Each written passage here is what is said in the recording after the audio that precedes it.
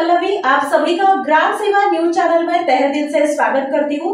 ग्राम सेवा news channel Maharashtra में Bhiwandi, Shirdi, Surat, Nashik, Solapur, Bangalore in सभी शहरों में गुजराती के साथ साथ मराठी, तेलुगु और हिंदी माध्यम के द्वारा प्रसिद्ध हुए।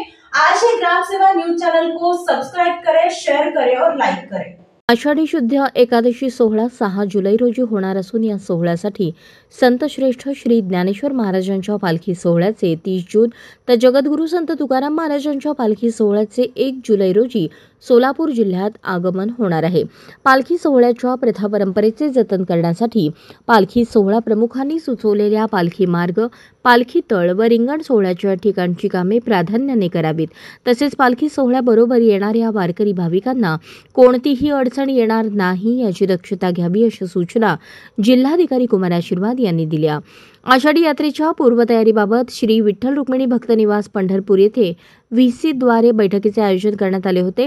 बैठकीस मुख्य कार्यकारी अधिकारी कुलदीप जंगम, जिल्हा पोलीस अधीक्षक अतुल कुलकर्णी, अतिरिक्त मुख्याधिकारी संदीप कोहिनकर, मुख्याधिकारी प्रशांत जाधव व्हीसी द्वारे उपस्थित होते। प्रांताधिकारी सचिन इथापे, उपविभागीय पोलीस अधिकारी डॉक्टर अर्जुन भोसले, तहसीलदार सचिन लंगुटे, विश्वजित गोडगे, उपअभियंता भीमाशंकर मेटकरी, मंदिर समितीचे व्यवस्थापक मनोज श्रोत्री, उपमुख्याधिकारी सुनील वाळुसकर आदी उपस्थित होते।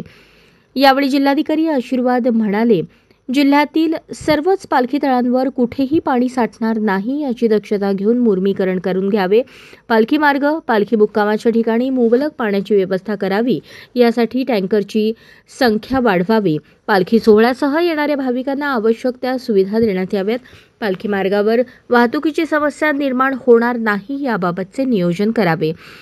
वाखरी येथे सर्वच पालखी सोहळे एकत्र येत असतात, या ठिकाणी वाहतुकीची समस्या निर्माण होऊ नये। तसेच वाखरी पालखी तळावरून पंढरपूरकडे दिंड्या लवकर निघण्यासाठी सोहळा प्रमुखांशी पोलीस प्रशासनाने चर्चा करून नियोजन करावे।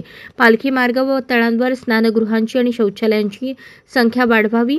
राष्ट्रीय महामार्ग प्राधिकरणाने पालखी मार्गावरील अपूर्ण कामे तातडीने पूर्ण करावीत अशा सूचना जिल्हाधिकारी कुमार आशीर्वाद यांनी दिल्या।